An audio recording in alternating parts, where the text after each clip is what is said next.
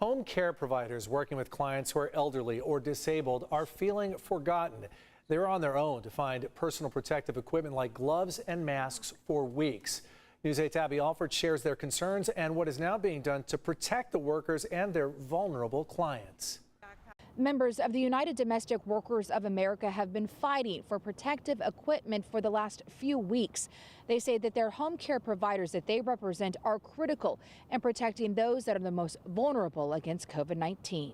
Home care providers known as in-home supportive service workers, IHSS, were left weeks without personal protective equipment such as masks and gloves. We're kind of frontline providers that aren't really thought about. Mary Courtney Sheldon has been an IHSS worker for years caring for the disabled.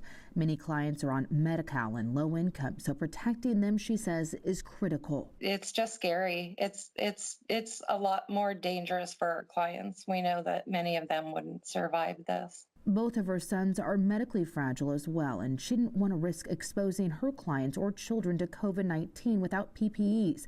On their own, many of the workers have been networking on scouring for PPEs. Been very creative to find disinfectant and gloves and masks. Meanwhile, the union representing the IHS workers, the United Domestic Workers, were fighting the county to get a share of PPEs for home care providers. They are our invisible heroes. UDW Executive Director Doug Moore says the contract is with the county, who eventually gave them 60,000 gloves and masks for the near 28,000 workers caring for the 31,000 clients in San Diego County.